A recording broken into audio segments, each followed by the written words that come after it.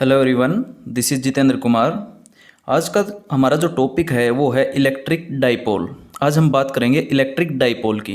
देखो, डाइपोल का मतलब क्या होता है। देखो, डाई मीन दो और पोल्स मीन जिसके अंदर दो पोल्स हों, यानी दो पोल्स का मतलब आपके पास में दो प्रकार के चार्जेज हों, तो उसको हम बोलेंगे इलेक्ट्रिक डाइपोल। देखो, एक्चुअल में इलेक्ट्रिक डाइपोल होता क्या है। जो आपका इलेक्ट्रिक डाइपोल होता है वो दो चार्जेस का पेयर होता है, जिसके अंदर एक चार्ज अगर आपका एक चार्ज पॉजिटिव होता है और एक चार्ज आपका नेगेटिव होता है।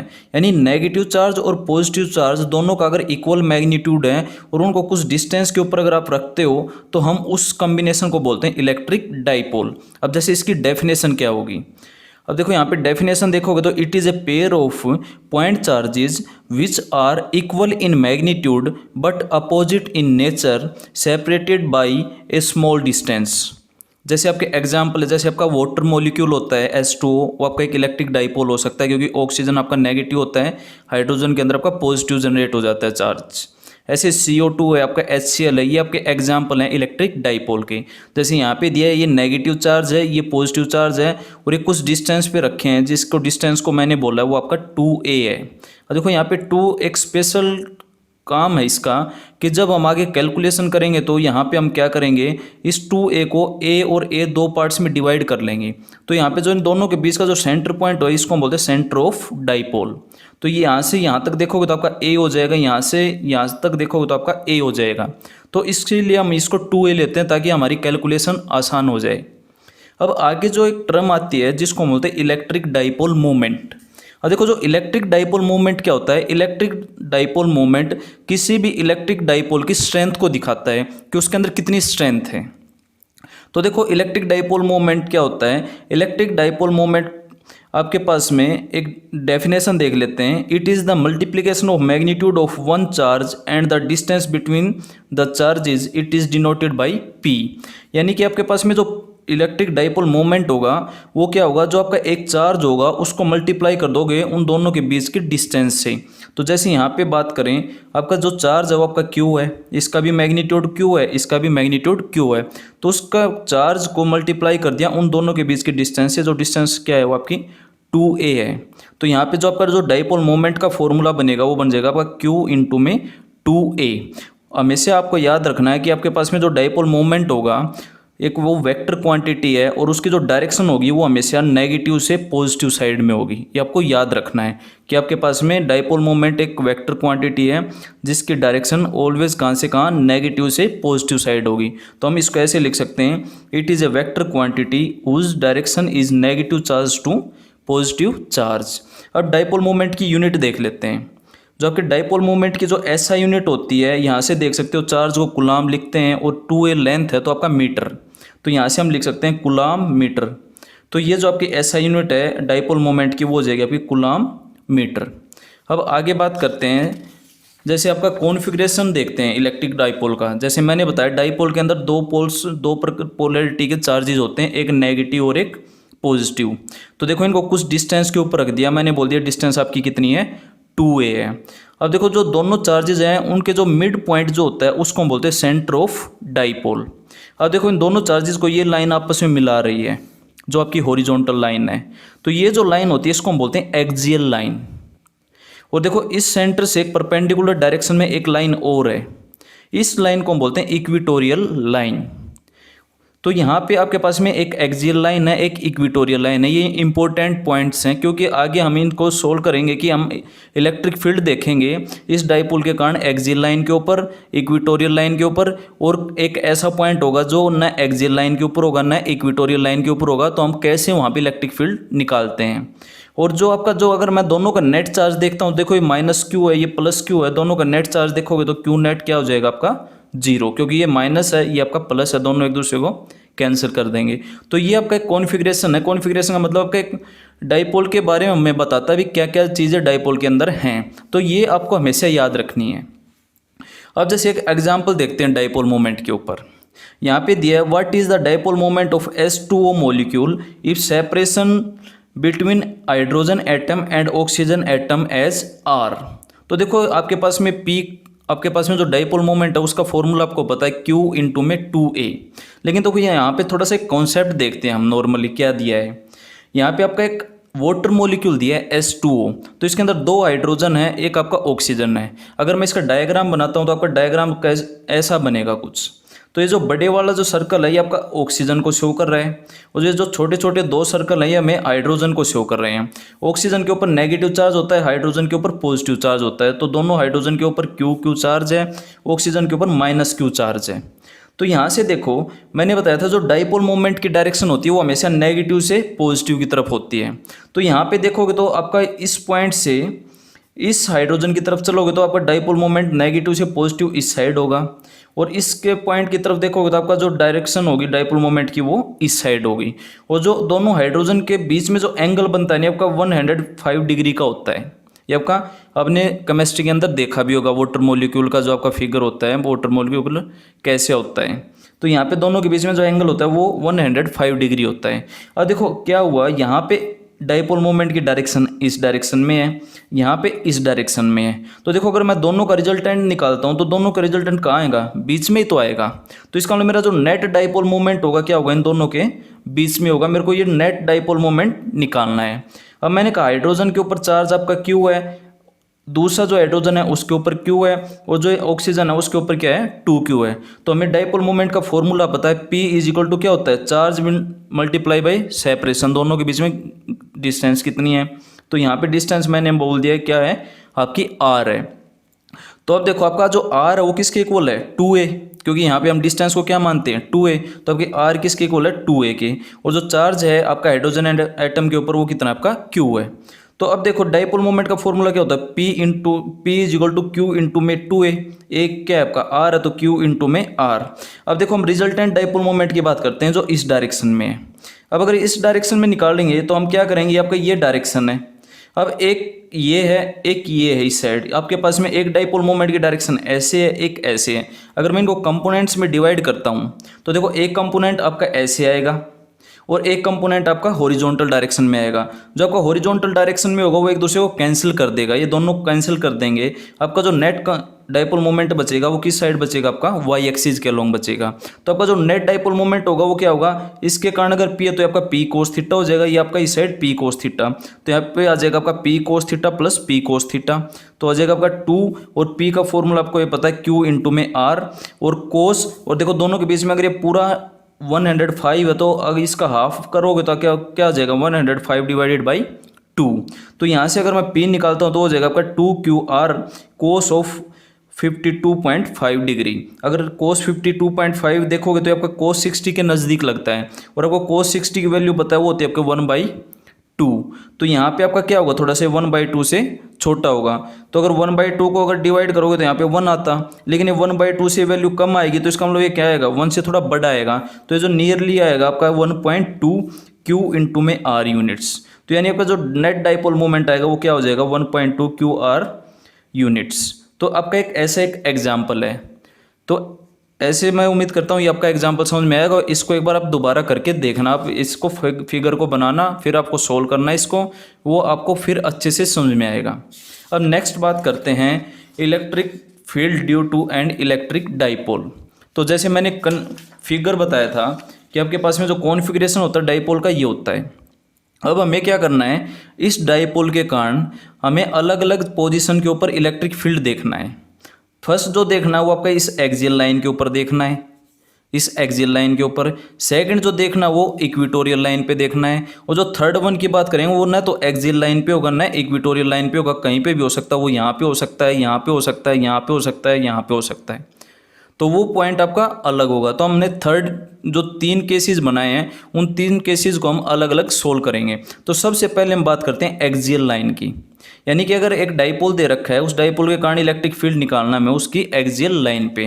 तो आपका जो फर्स्ट केस है वो है आपका electric field on the axial line. अब देखो यहाँ पे क्या दिया है, आपके पास में डाइपोल दे रखा है, ये नेगेटिव है इस साइड, ये आपका पॉजिटिव, दोनों के बीच का जो डिस्टेंस हो आपका ए है और उनका जो सेंटर पॉइंट है आपका ओ है। अब उस ये आपका पॉइंट दे रखा है पी, जिसके ऊपर मेरे को इलेक्ट्रिक फील्ड निकालना है।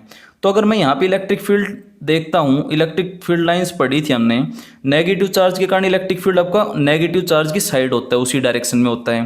तो यानी कि यहाँ पे इलेक्ट्रिक फील्ड की डायरेक्शन क्या हो जाएगी, ये आपकी इस साइड हो जाएगी। मैंने बोल दिया आपका इलेक्ट्रिक फील्ड क्या है, नेगेटिव चार्ज के कारण आपका E1 है, और पॉजिटिव चार्ज के कारण जो डायरेक्शन होगी उससे आउटवर्ड डायरेक्शन होगी तो इस साइड हो जाएगी, और वो मैंने बोल दिया आपका E2 है। अब मेरे को ये निकालना है कि इसके ऊपर नेट इलेक्ट्रिक फील्ड क्या होगा। तो यहाँ पे देखो पॉजिटिव चार्ज इसका नज़दीक है तो हमें ये पता लग रहा है ये आपका E2 आपका ज़्यादा है, तो इसका नेट इलेक्ट्रिक फील्ड यहीं से पता लग रहा है कि उसकी डायरेक्शन क्या होगी, प्लस एक्स एक्सिस के डायरेक्शन में होगा। लेकिन अब देखो इसको सोल्व कैसे करेंगे अगर आपके एग्जाम में आता है। तो सबसे पहले आपको जो चीज़ें दी हैं उनको लिखना है। लिखेंगे कैसे, जैसे यहाँ पे दिया consider an electric dipole consisting of 2 point charges -q and +q separated by a small distance 2a। यानी आपके पास में 2 चार्जेस दिए हैं और वो कुछ डिस्टेंस के ऊपर रखे हैं जिसको हमने बोला है 2a। We have to calculate electric field at point P on axial line of dipole. यानी हमें क्या करना है, उस P पॉइंट के ऊपर इलेक्ट्रिक फील्ड निकालना है। और जो आपका जो OP दिया है, यानी कि जो हम डिस्टेंस लेंगे इसके सेंटर से लेके P तक, वो आपका कितना है, R है। तो हमेशा ध्यान रखना डाइपोल के अंदर हमेशा जो डिस्टेंस मेजर करेंगे वो हमेशा आप सेंटर से स्टार्ट करेंगे और जिस पॉइंट तक जाएंगे उस डिस्टेंस को देखेंगे। तो यहाँ पे O से P देखोगे तो आपका जो डिस्टेंस हो कितना हो जाएगा, R। तो अब देखो E1 क्या है, नेगेटिव चार्ज के कारण इलेक्ट्रिक फील्ड, E2 क्या है, पॉजिटिव चार्ज के कारण इलेक्ट्रिक फील्ड। तो यहाँ पे मैंने लिख दिया let E1 and E2 be the electric field at point P due to -q and +q respectively. अब बात करते हैं E1 की, यानी इलेक्ट्रिक फील्ड जो आपका नेगेटिव चार्ज के कारण है। अब आपको इलेक्ट्रिक फील्ड का फॉर्मूला पता है 1/4πε0, वो चार्ज और डिवाइडेड बाय डिस्टेंस का स्क्वायर। तो देखो यहाँ से लेके यहाँ तक की डिस्टेंस देखते हो तो क्या होगी, तो देखो आपको पता है यहाँ से लेके सेंटर तक जो डिस्टेंस हो तो आपकी क्या हो गई, a हो गई, क्योंकि यहाँ से यहाँ तक 2a है तो सेंटर तक बात करोगे तो क्या हो जाएगी उसकी हाफ, तो आपका a। अब देखो यहाँ से लेके यहाँ तक a है और यहाँ से लेके यहाँ तक आपका क्या है, r है। तो इसका मतलब ये जो टोटल डिस्टेंस होगी वो क्या हो जाएगी, r प्लस में a। तो यहाँ पे अगर मैं फॉर्मूला रखता हूँ तो आपके पास में इलेक्ट्रिक फील्ड का फॉर्मूला था 1/4πε0 चार्ज डिवाइडेड बाय डिस्टेंस का स्क्वायर। तो यहाँ पे जो डिस्टेंस है वो यहाँ से यहाँ तक की कितनी होगी, r प्लस a, इस पूरे का क्या होगा, होल स्क्वायर। अब देखो यहाँ पे जो इलेक्ट्रिक फील्ड की डायरेक्शन क्या है, देखिए नेगेटिव एक्स एक्सिस के अलोंग है। तो मैंने यहाँ पे बोल दिया अगर नेगेटिव एक्स एक्सिस के अलोंग आपको पता है यूनिट वेक्टर क्या होता है, वो -i। तो आपका E1 आ गया ये। ऐसे अगर मैं E2 की बात करता हूँ, E2 यहाँ से यहाँ तक अगर मैं बात करूँगा तो 1/4πε0 चार्ज डिवाइडेड बाय डिस्टेंस का स्क्वायर। अब देखो यहाँ से यहाँ तक की डिस्टेंस देखते हो तो क्या होगी, यहाँ से यहाँ तक की डिस्टेंस होगी आपकी r, लेकिन मेरे को कहाँ से कहाँ तक की लेनी है, यहाँ से यहाँ तक की। तो इसका मतलब ये मैं क्या कर दूंगा माइनस, तो ये जो डिस्टेंस है O से लेकर के यहाँ तक वो क्या है आपकी a है। तो आपकी ये डिस्टेंस क्या बन जाएगी, r माइनस a। तो आपका डिस्टेंस का स्क्वायर करोगे तो हो जाएगा आपका r माइनस a का होल स्क्वायर। लेकिन देखो यहाँ पे जो डायरेक्शन है वो क्या है आपकी E2, वो आपका प्लस एक्स एक्सिस के अलोंग है। तो मैंने वहाँ पे मल्टीप्लाई करा दिया यूनिट वेक्टर i। तो मैं यहाँ पे लिख दूंगा i का यूज हुआ है यहाँ पे, तो मैं उसको लिखूंगा यहाँ पे i is the unit vector along x axis. तो आपके पास में ये आ गया E1 की वैल्यू आ गई, आपके पास में E2 की वैल्यू आ गई और दोनों की डायरेक्शन आपको पता लग गई। अब आपको क्या निकालना है, इन दोनों के कारण नेट इलेक्ट्रिक फील्ड निकालना है इस पॉइंट पे। तो आपके पास में net electric field at point P is क्या हो जाएगा, दोनों का क्या हो जाएगा, हमें सुपरपोजिशन प्रिंसिपल का पता है कि आपके पास में जो नेट इलेक्ट्रिक फील्ड होता है वो क्या होता है, दो आपके पास में इलेक्ट्रिक फील्ड का क्या होता है, वेक्टर सम होता है। तो मैंने क्या किया, दोनों वैक्टर्स को ऐड कर दिया। अब E1 की वैल्यू ये रही और E2 की वैल्यू ये रही, मैंने यहाँ पे पुट कर दी। तो E नेट जो आया वो क्या है, E1 ये रहा 1/4πε0 q/r प्लस a का whole square minus i। E2 आपका ये रहा 1/4πε0 q/r माइनस a का होल स्क्वायर का i। तो देखो यहाँ पे माइनस है, इसको मैं इस साइड ले आता हूँ आगे, तो यहाँ पे क्या आ जाएगी, सारी क्वांटिटी माइनस की हो जाएगी। और देखो जो चीज़ कॉमन है ना इन दोनों में से वो बाहर निकाल लो। तो देखो 1/4πε0 और q क्या है, कॉमन है, और i भी क्या है, कॉमन है।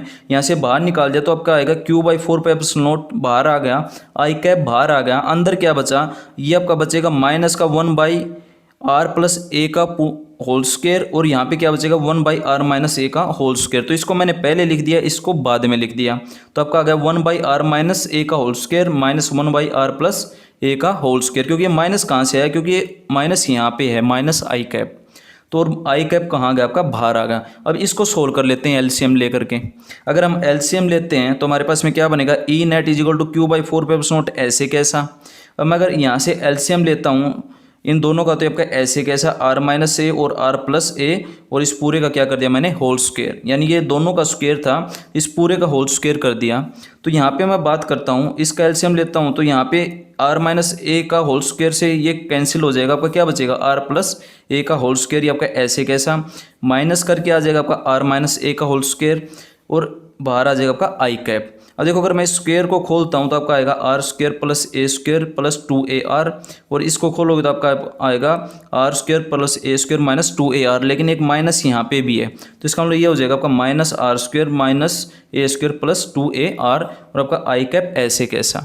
तो यहाँ से देखो आर स्क्वायर से आर स्क्वायर कैंसिल होगा, ए स्क्वायर से ए स्क्वायर कैंसिल होगा, और देखो 2ar प्लस 2ar आपका क्या हो जाएगा 4ar, और देखो यहाँ पे r minus A R plus A को मैं क्या लिख सकता हूँ आर स्क्वायर माइनस ए स्क्वायर, और पूरे का क्या है आपका होल स्क्वायर है। तो आपके पास में जो ई नेट आया वो ये बन गया। अब आर स्क्वायर ए स्क्वायर से कैंसिल हो गया, आपके पास में क्या बचा ऊपर 4ar।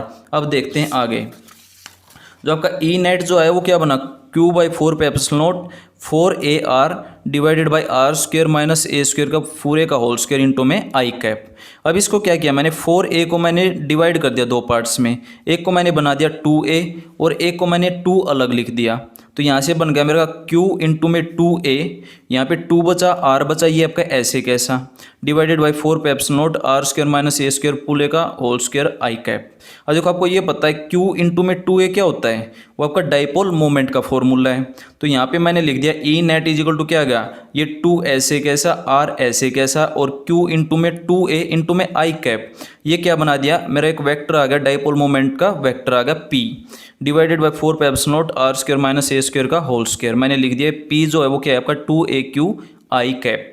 तो आपके पास में जो ये ई नेट था वो क्या था, उसकी एक्सियल लाइन की बात कर रहे थे हम, तो एक्सियल लाइन की बात कर रहे थे, मैंने इस ई नेट को हटा के यहाँ पे क्या लिख दिया ई एक्सियल। तो आपके पास में जो ई एक्सियल आया वो क्या आ गया यहाँ पे 2pr divided by 4 pi epsilon naught r square minus A square का होल स्क्वायर। तो इसको आपने याद रखना है।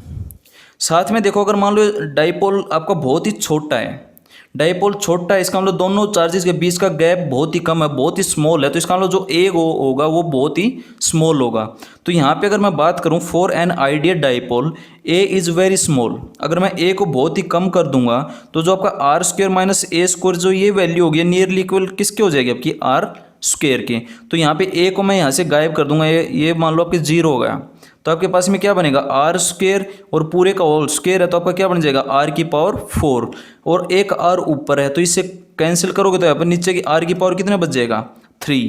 तो आपका जो एक्सियल लाइन के ऊपर बनेगा वो बनेगा 2p divided by 4 pi epsilon naught are cube. तो यहाँ पे इलेक्ट्रिक फील्ड का जो मैग्नीट्यूड होगा वो इन्वर्सली प्रोपोर्शनल किसके होगा आपका आर क्यूब के होगा। तो आपने इसको याद रखना है क्योंकि आगे इसका यूज़ करेंगे, जब हम किसी अन्य पॉइंट के ऊपर निकालेंगे तो इसका हम यूज़ करेंगे, वो पॉइंट ना एक्सियल लाइन का होगा ना इक्वेटोरियल लाइन का होगा, तो इसका ही यहाँ पे यूज़ होगा, एक्सियल लाइन का भी जो रिजल्ट आया उसका और जो इक्वेटोरियल का रिजल्ट आएगा उसका। तो इसको हमेशा याद रखना है। अब नेक्स्ट बात करते हैं हम इक्वेटोरियल लाइन की। तो मैंने बताया था इक्वेटोरियल लाइन कौन सी होती है, जो सेंटर्स के बिल्कुल परपेंडिकुलर डायरेक्शन में जाती है। आपका ये आपकी इक्वेटोरियल लाइन है। तो ये मान लो आपका पॉइंट दे रखा है P, इस पॉइंट P के ऊपर अब मेरे को निकालना है, और जो O से इस P पॉइंट की डिस्टेंस है वो आपकी R है। अब मैंने क्या किया, ये दो डाइपोल आपका चार्जेस लिए -q और ये +q। अब इस P पॉइंट को मैंने इससे कनेक्ट कर दिया और इससे कनेक्ट कर दिया।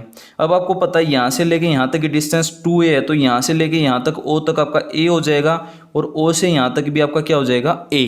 तो अब देखो ये डिस्टेंस a है, ये आपकी r है, तो ये आपका a होगा, ये आपका a होगा। तो देखो ये a है, ये r एक राइट एंगल ट्रायंगल बन रही है, तो आपका हाइपोटेनियस निकाल सकते हो, आपका a r स्क्वायर प्लस में a स्क्वायर का अंडर रूट। ऐसे अगर मैं इसको निकालता हूँ ये भी क्या बन जाएगा आपका r स्क्वायर प्लस में a स्क्वायर का अंडर रूट। तो यहाँ से यहाँ तक की distance under root r square plus a square होगी, और यहाँ से यहाँ तक की भी डिस्टेंस क्या होगी सेम, क्योंकि दोनों डिस्टेंस क्या हो जाएंगे आपकी सेम। तो यहाँ पे देखो मैंने बोल दिया जो नेगेटिव चार्ज है उसके कारण इलेक्ट्रिक फील्ड क्या है आपका E1 है, और जो पॉजिटिव चार्ज है वो इलेक्ट्रिक फील्ड आपका क्या है E2 है। डायरेक्शन आपको पता ही है, नेगेटिव के कारण नेगेटिव की डायरेक्शन में होता है और पॉजिटिव से दूर होता है। तो यहाँ पे लाइन इसको मिला रही थी आपका आउटवर्ड डायरेक्शन है, ये इसको मिला रही थी आपका इनवर्ड डायरेक्शन है। अब सेम वही चीज़ करनी है, जो चीज़ हमें दी है सबसे पहले उसको एक्सप्लेन करना है क्या क्या चीज़ दी है। तो हम सबसे पहले क्या करेंगे, consider an electric dipole consisting of 2 point charges -q1 and q2 separated by small distance 2a। तो आपके पास में दो चार्जेस थे -q + q और जो डिस्टेंस थी वो क्या थी 2a। और अब हमें क्या निकालना है, we have to calculate electric field at point P on equatorial line of dipole. यानी आपके ये जो पॉइंट P है वो कहाँ पड़ता है, अब इक्वेटोरियल लाइन के ऊपर पड़ता है। और जो आपका O से P की जो डिस्टेंस है वो क्या आपकी R है, तो आपका OP क्या आ गया R। अब मैंने बता दिया E1 और जो E2 है वो electric field at point P किसके कारण है, नेगेटिव चार्ज और पॉजिटिव चार्ज के कारण। तो आपका E1 नेगेटिव के कारण है और E2 पॉजिटिव के कारण है। अब देखो मैं E1 निकालता हूँ तो क्या होगा 1/4 पाई epsilon not charge divided by distance का स्क्वायर। तो यहाँ पे डिस्टेंस देखोगे तो आपका क्या आएगी R² प्लस में A² का अंडर रूट उसका स्क्वायर करोगे तो क्या आ जाएगा आपका R² प्लस में A²। ऐसे E2 निकालता हूँ तो 1/4 पे epsilon not charge divided by distance का स्क्वायर। तो यहाँ से यहाँ तक की डिस्टेंस कितनी है, ये अगर इसका स्क्वायर कर दोगे तो क्या बन जाएगा R² प्लस में A²। अब देखो यहाँ से दोनों को देखते हैं तो देखो दोनों का मैग्नीट्यूड सेम नहीं है क्या, यहीं पे 4 पाई एप्सिलॉन नॉट है, यहाँ पे भी वही है Q है divided by R² plus A², यहाँ पे भी Q divided by R² plus A²। तो मैं इसको लिख सकता हूँ जो आपका मैग्नीट्यूड ऑफ E1 है वो किसके इक्वल, आपका मैग्नीट्यूड ऑफ E2। अब बात करते हैं इन जो E1 और जो E2 इनका रेक्टेंगुलर कंपोनेंट निकालते हैं। तो यहाँ पे देखो अगर मैं E1 का रेक्टेंगुलर कंपोनेंट निकालता हूँ तो इसका एक रेक्टेंगुलर कंपोनेंट इस डायरेक्शन में आएगा और एक इस डायरेक्शन में आएगा नीचे की तरफ, आपको कंपोनेंट निकालने आते होंगे। तो यहाँ पे अगर ये एंगल थीटा है यहाँ पे तो ये आपका एंगल थीटा हो जाएगा क्योंकि दोनों पैरेलल लाइन और एक ये लाइन इसको काट रही है। तो आपका ये एंगल अगर थीटा है तो ये भी क्या हो जाएगा आपका थीटा। तो अगर मैं इसका ये कंपोनेंट निकालूंगा तो आएगा आपका E1 साइन थीटा और ये कंपोनेंट निकालूंगा तो क्या आ जाएगा आपका E1 कोस थीटा। ऐसे अगर मैं E2 के कंपोनेंट तोड़ता हूँ तो ये कंपोनेंट आ जाएगा आपका E2 कोस थीटा क्योंकि एंगल थीटा है और ये जो ऊपर की साइड है वो क्या आ जाएगा आपका E1 साइन थीटा। तो मैंने क्या किया इनके कंपोनेंट्स तोड़ दिए E1 और E2 के। तो मैं क्या लिख सकता हूँ जो आपका वेक्टर E1 होगा वो क्या होगा E1 कोस थीटा जो इस डायरेक्शन में है। अब ये इस डायरेक्शन में नेगेटिव एक्स एक्सिस के लूँगा तो मैंने क्या लगा दिया यहाँ पे -i प्लस में क्या होगा E1 साइन थीटा जो नीचे की साइड होगा। अब नीचे y डायरेक्शन में है, नेगेटिव y डायरेक्शन में है तो मैंने वहाँ पे क्या लगा दिया -j। तो ये दोनों कंपोनेंट्स मैंने तोड़ दिए E1 के। ऐसे ही मैं कंपोनेंट्स में डिवाइड करता हूँ E2 को। अब E2 को करूँगा तो एक तो कंपोनेंट इस साइड आ जाएगा वो बनेगा आपका E2 कोस थीटा और ये नेगेटिव एक्स एक्सिस के लूँगा तो -i और एक जो कंपोनेंट है वो ऊपर की साइड आएगा तो आपका बन जाएगा E2 साइन थीटा और देखो यहाँ पे प्लस y डायरेक्शन है तो यहाँ पे आ गया j। अब यहाँ पे आपको पता है कि आपका जो नेट इलेक्ट्रिक फील्ड होता है वो क्या होता है E1 प्लस में E2 यानी कि वेक्टर सम, ये आपका सुपरपोजिशन प्रिंसिपल है। यहाँ पे मैं E नेट निकालता हूँ तो इन दोनों का क्या कर दूंगा ऐड कर दूंगा। तो E1 प्लस E2 करोगे तो इसको इसके साथ ऐड करेंगे तो आपका क्या बनेगा, ये लिखता हूँ पहले E1 कोस थीटा i, ये माइनस बाहर निकाल दिया। अब ये माइनस ये रहा तो ये भी बाहर आ गया तो -E1 साइन थीटा j। यहाँ पे माइनस बाहर आ जाएगा तो -E2 कोस थीटा i और ये प्लस का ही है तो आपका आ जाएगा प्लस का E2 साइन थीटा j। देखो यहाँ पे E1 sine theta j minus है, यहाँ पे E2 sine theta j plus है। लेकिन देखो E1 और जो E2 का जो मैग्नीट्यूड हमने देखा था वो क्या था, इक्वल था। तो इसका मतलब ये एक दूसरे को क्या कर देंगे, कैंसिल आउट कर देंगे। तो ये दूसरे को कैंसिल आउट कर देंगे तो आपके पास में क्या बचेगा, सिर्फ ये दो बचेंगे और दोनों का मैग्नीट्यूड सेम है। तो मैं क्या लिख सकता हूँ इसको, ये आपका E1 कोस थीटा है नेगेटिव, ये नेगेटिव E2 है तो मैंने इसको E1 ही मान लिया। तो आपके पास में जो रिजल्ट बनेगा वो क्या बनेगा कि आपके पास में जो नेट बनेगा वो क्या हो जाएगा, डबल हो जाएगा -2E1 कोस थीटा i। अब देखो E नेट जो आएगा वो क्या बन जाएगा, E1 की वैल्यू रख देते हैं। हमने E1 को यहाँ पे निकाला था कि आपके पास में जो E1 था वो क्या था 1/4 पाई epsilon not Q divided by R² plus में A²। मैंने यहाँ पे पुट कर दिया ये। तो आपके पास में जो रिजल्ट आया वो क्या बना आपका -2Q, E1 की वैल्यू रखी यहाँ पे 4 pi epsilon not R² plus में A² कोस थीटा i। अब देखो इस कोस थीटा को हम निकाल सकते हैं इस राइट एंगल ट्रायंगल के अंदर। अगर ये थीटा है तो कोस थीटा क्या होता है आपके पास में बेस अपॉन में हाइपोटेनियस। तो अगर यहाँ पे बेस देखोगे तो वो आपका a है और हाइपोटेनियस क्या है आपका √of A² प्लस में R²। तो आपके पास में ये कोस थीटा की वैल्यू आ गई आपके a divided by √of R² plus में A²। तो मैंने यहाँ पे पुट कर दिया इसको। तो यहाँ पे पुट कर दोगे कोस थीटा ये हो गया आपके पास में -2Q 4 pi epsilon not R² plus में A² और यहाँ पे आपका क्या आ गया i। अब यहाँ पे देखो 2 इंटू क्यू इंटू ए, ये किसका फॉर्मूला आपका डाइपोल मोमेंट का है। तो यहाँ पे माइनस का ऐसे कैसा, 2 इंटू क्यू इंटू ए और आई कैप, इसको मैंने क्या लिख दिया पी। तो आपका जो डाइपोल मोमेंट है वो क्या होता है 2a क्यू आई कैप। तो आपका ये माइनस आ गया। तो जो ई नेट आया वो क्या बन गया minus P divided by 4 pipes naught are square plus A square की पावर 3/2। क्यों, क्योंकि एक पावर ये रही और हाफ ये रही। तो जो पावर कितनी हो जाएगी आपकी 1.5 कितनी होती है 3/2। तो आपके पास में ई नेट आएगा वो ये आ जाएगा। अब इस ई नेट को क्या बोल दिया मैंने, ई इक्विटोरियल। तो आपका जो इक्विटोरियल लाइन के ऊपर जो आपका फॉर्मूला बना वो क्या बना minus of p divided by 4 pipes naught are square plus A square की पावर 3/2। अब देखो यहाँ पे माइनस ऑफ पी है, तो इसका मतलब क्या है कि जिस साइड डाइपोल मोमेंट की डायरेक्शन होगी उससे अपोजिट डायरेक्शन में किसकी होगी, नेट इलेक्ट्रिक फील्ड की डायरेक्शन होगी। ये आपको ध्यान रखनी है। देखो यहाँ पे देख भी सकते हो, आपको मैंने बताया था जो डाइपोल मोमेंट होता है वो कहाँ से का होता है, नेगेटिव से पॉजिटिव की तरफ। और यहाँ पे जो नेट इलेक्ट्रिक फील्ड है वो देखो इस साइड है, यानी कि आपका डाइपोल मोमेंट की डायरेक्शन प्लस एक्स एक्सिस के लूँगा तो जो इलेक्ट्रिक फील्ड की डायरेक्शन वो किस साइड है माइनस एक्स एक्सिस के लूँ। यानी कि जिस साइड डाइपोल मोमेंट होगा उसके अपोजिट साइड में किसकी डायरेक्शन होगी, नेट इलेक्ट्रिक फील्ड होगी जो इक्वेटोरियल लाइन के ऊपर होगा। तो आपको ये याद रखना है, आगे काम आएगी ये चीज़।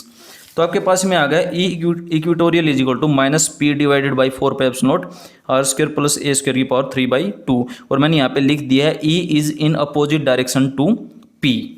तो यहाँ पे अब फिर आइडियल डाइपोल की बात करते हैं। अगर आइडियल डाइपोल की बात करोगे तो ए क्या हो जाएगा, बहुत ही स्मॉल हो जाएगा, तो मैं उसको कैंसिल कर सकता हूँ। तो आपका आर स्क्र प्लस ए स्क्र को मैं क्या लिख सकता हूँ, आर स्क्र। और देखो यहाँ पे अगर ये 0 हो जाएगा तो आर स्क्र ये रहा, उसकी पावर 3/2 है। तो देखो 2 से 2 कैंसिल हो जाएगा, तो आर की पावर कितना बचेगा, सिर्फ 3। तो आपके पास में ई इक्वेटोरियल क्या बन जाएगा minus P divided by 4 pipes not, और यहाँ पे बचेगा आपका आर की पावर 3। तो यहाँ से मैं क्या लिख सकता हूँ, ई जो है वो डायरेक्टली प्रोपोर्शनल किसके है 1/r क्यूब के। अब देखो यहाँ पे एक ये रिलेशन आया आपके पास में जो ई एक्सियल है। अब देखो यहाँ से अगर मैं बात करूँ तो आपके पास में जो ई एक्सियल का फॉर्मूला आया था वो आपके पास में ये आया था, E axial is equal to 2pr divided by, और इसको जब स्मॉल किया था तो आपके पास में आ गया था E axial is equal to 2p divided by 4 pipes naught are cube. और यहाँ पे क्या है आपके पास में है वो है p divided by 4 pipes naught are cube. तो यहाँ पे देखो नीचे सेम है, सिर्फ किस चीज़ का चेंज है कि जो आपका एक्सियल लाइन के ऊपर है वहाँ पे 2 आया है, यहाँ पे 1 आया है।